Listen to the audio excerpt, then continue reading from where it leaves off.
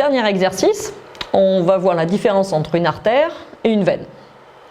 Donc comme je vous disais, hop, on va remettre un peu de gel. Alors vous pouvez le mettre sur la sonde, ça n'a pas marché mon truc. Soit vous le mettez sur la sonde, soit vous le mettez directement sur le patient. Quand on fait des grandes translations comme ça, c'est pas mal de le mettre sur le patient avant. Comme ça, on sait d'où on va. Donc là, on va remonter un peu. On va venir hop, au niveau du coude, du pli du coude exactement. Donc vous pouvez poser votre main, comme ça, la paume vers le haut, donc votre avant-bras en supination. Et pareil, on va aller regarder toutes les structures. Alors, on va remettre du gel bien le long. Et on va aller chercher donc notre artère radiale et nos veines. Donc l'artère radiale, quand vous partez, le plus simple c'est de partir du poignet. Vous partez du poignet, comme on a fait tout à l'heure avec l'image avec le nerf médian. Vous le voyez maintenant, hein, il n'a plus de secret pour vous. Hop, là vous le voyez apparaître. Voilà, donc latéralement au nerf médian, vous avez l'artère radiale. Vous savez, quand vous faites les gaz du sang, des fois ça fait mal parce qu'il y a des patients, pas comme moi par exemple, qui ont l'artère radiale et le nerf médian très proches. Moi c'est assez loin, donc moi on ne risque pas de me faire mal. Donc cette artère radiale, une fois que vous l'avez repérée, ce petit rond, comment ça apparaît l'artère, on a dit c'est du liquide à l'intérieur. Donc le liquide c'est anéchogène, ça ne renvoie pas d'écho, donc c'est noir. Donc vous l'avez là au milieu, vous voyez il y a deux petites veines autour. Vous voyez comment je sais que c'est des veines? Ben, c'est que j'appuie légèrement et que je les vois disparaître. Les veines s'écrasent, les artères, vous la voyez qui bat? Voilà, on voit que l'artère elle résiste parce qu'elle a des fibres dans la paroi qui sont des fibres beaucoup plus épaisses, donc elle va résister à la compression alors que la veine elle va complètement se comprimer. Alors je vous entends me dire que le réglage de mon échographe ne sont pas bons pour regarder des structures aussi superficielles. Vous avez raison. Donc, hop, je vais diminuer la profondeur, puisque là, on est vraiment, quand on voit notre artère, à moins d'1 centimètre. Hein. Donc, je pense que ma sonde, elle ne va pas aller au-delà. Je ne peux pas monter plus. Donc, je suis vraiment au max. Je peux changer un petit peu mes focales. Donc, la focale, soit j'en mets qu'une, parce qu'en fait, je n'en ai pas besoin de deux. Voilà, je vais me mettre à moins d'1 centimètre, hein. Vous voyez, je suis à un demi-centimètre. Voilà, on voit mieux. Hein. Excusez-moi, tout à l'heure, je vous ai montré le nerf et les tendons sans le bon réglage. Là, maintenant, vous voyez bien votre nerf. Il est en haut, là. Hop, voilà, bien centré. Donc, on a dit qu'on partait sur l'artère. Les veines des deux côtés, vous comprimez, vous voyez qu'elles se compriment complètement. Et vous voyez votre artère qui résiste et qui bat. Donc, avec cette artère, on va faire pareil que tout à l'heure. On va faire de la translation. Et là, vous voyez que je suis obligé de faire un peu plus de tangage que je n'en faisais avec mon nerf médian. Donc ça, c'est vraiment l'exercice de la fin, parce qu'il faut déjà bien maîtriser sa sonde. Alors, vous voyez, j'avais le petit doigt en l'air, donc c'est plus compliqué aussi, alors que si je me pose bien avec mon petit doigt posé, vous voyez que c'est beaucoup plus facile.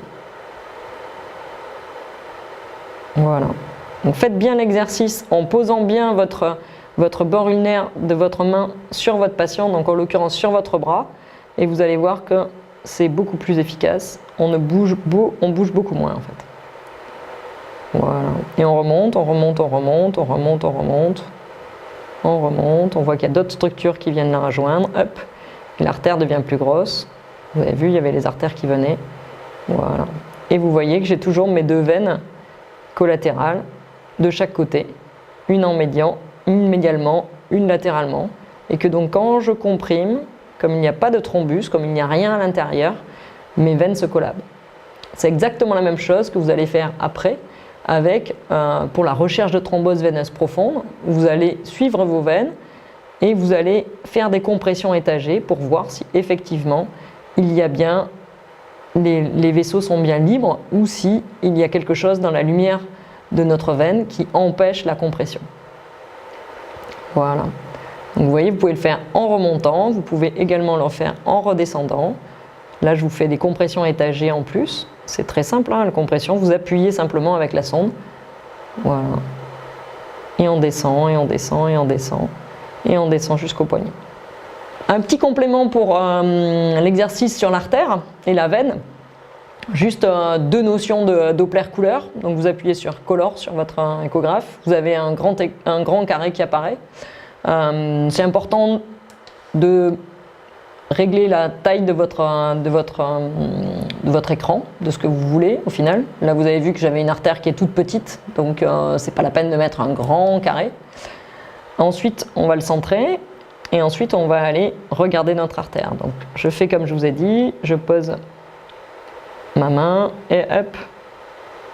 Ensuite, je vais aller voir mon artère.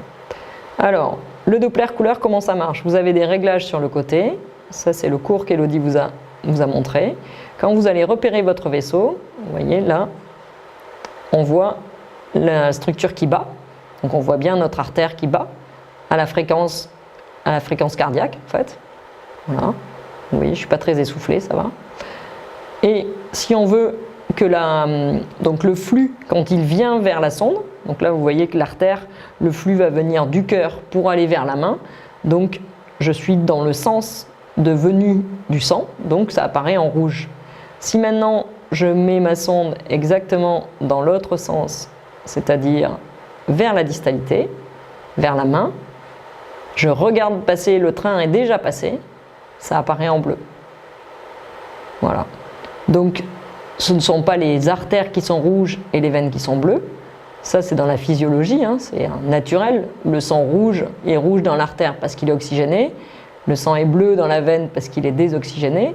C'est pas du tout la même chose avec le Doppler couleur, puisque vous voyez, encore une fois, la même structure peut apparaître différemment. Donc vous avez ici l'artère qui apparaît vraiment en rouge. Voilà, que je vous centre au niveau de l'image. Et vous voyez que sur la gauche, hop, on voit le flux veineux. Le flux bleu, on le voit légèrement. Hop, si j'arrive, voilà. Ça y est, j'ai réussi à vous montrer le flux veineux. Alors on peut faire, ah oui, pour le flux veineux, pour le faire plus apparaître, vous pouvez faire une contraction musculaire. Si là par exemple je serre ma main, vous allez voir la chasse qui se fait au niveau des veines.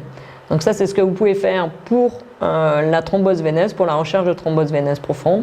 Vous pouvez forcer sur votre, simplement vous comprimez le mollet et vous allez voir que le flux est augmenté. Vous voyez là, je laisse faire, hop, et là, hop, j'appuie.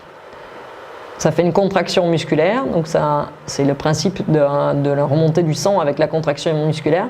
Ça fait remonter le sang et donc on voit mieux nos structures veineuses. Voilà pour l'exercice des artères et des veines. À vous de jouer.